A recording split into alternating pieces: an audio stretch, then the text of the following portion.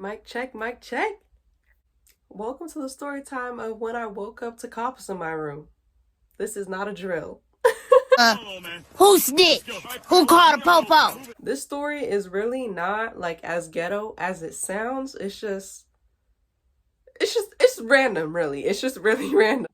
So let's take it all the way back to when I would say, maybe like 10 years old, either like fifth grade or just starting like middle school, right? So it was just like a typical night. I was home with my dad and my little brother, plus my pets, my dog, my bunny.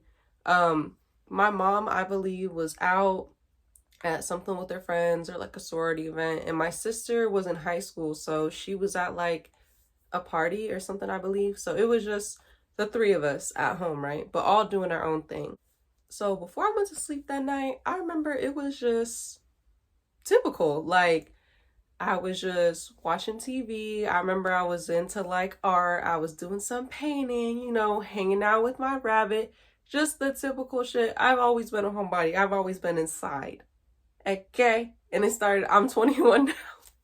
This story was over 10 years ago. It's been in my heart. It started back then. I think if I remember correctly too, this was a Friday, right? So it was like after school weekend vibes, having fun, glad to be home, whatever. Typical normal night. That's the last things I can remember before I hopped my ass in bed and I went to sleep. Like any other night, right? Right? So now that you know the backstory, I go to sleep. Why I wake up, flashlight in my face. Oh, I should have a flashlight. Flashlight in my face. Boop. Police department, we're just checking to make sure you're okay. Imagine this, but this is a flashlight. This is literally what I wake up to. Now, any other person in their right mind would have been alarmed to waking up to a cop in your room, right? First of all, I'll be like, what the fuck? Did somebody die? Like, what the hell is going on? Or are they here to arrest me? Like, what the hell? But you guys know what my little ass did? I was like so in that in between sleep, whatever stage, I literally just waved them off and was like, yeah, I'm fine.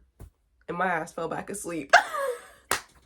I'm not even joking. It's like the shock and the reality of the situation didn't hit me because I was such in that in between sleep phase. I literally just remember being like, oh, I'm fine. Fell back asleep. My ass fell back asleep. Right? And then I remember waking up a little bit when I noticed like the cop walking back towards, like I seen him walk past my room and like down the stairs, basically like he was exiting the house. And that's when like my brain started turning on a little bit and I was like, what? Like I started waking up, right? I'm like, okay. So I just lay there. A couple minutes later, my sister comes up the stairs. She comes in my room. She's crying, hugging me like, I'm like, girl, what the fuck?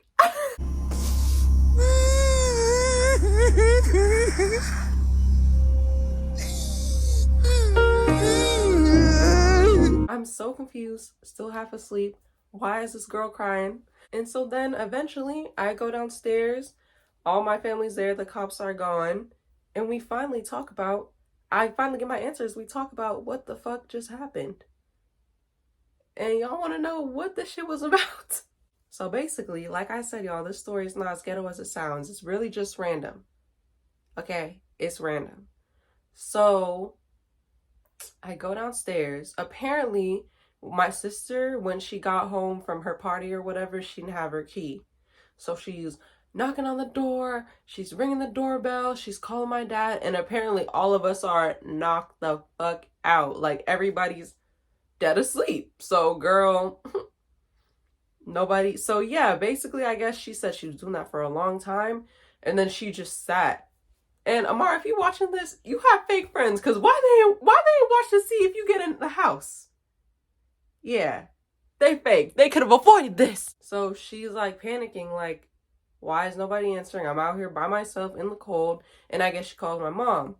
So my mom comes back from wherever she's at, and she's just like, yeah, like I'm literally banging on the door, ringing the doorbell, and it's like, it's nothing. So her and my mom, I guess, start to get paranoid. And like they open the door, and they just see like my dog, which I admit is kind of like out of the ordinary because a lot of times my dad and my brother would like fall asleep downstairs watching TV or whatever. Like that's just like normally what you would see.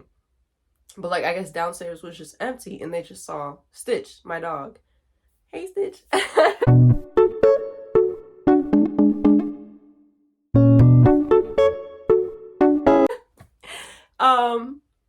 So I guess instead of just checking up the stairs, they panicked and were just like thinking a million things like, oh my God, are they dead? Oh my God, are they kidnapped? Are they here? Are they here and dead? Blah, blah, blah. Like they were just saying they just started panicking because I guess they said they were like banging on the door. Like they even tried asking like if we were asleep. I don't know why they were being so extra instead of just checking. I guess they were spooked out. But instead of like they said they literally like threw like a basketball or something like at the top. I don't know. It was extra. Don't ask me. I knew this shit. And they said they were both just so worried and so scared. So instead of going up the stairs and seeing everybody's asses sleeping, they called the cops for a check-in. So they called the cops to do this check-in because they're scared. And my dad feels in his side of the story at this point.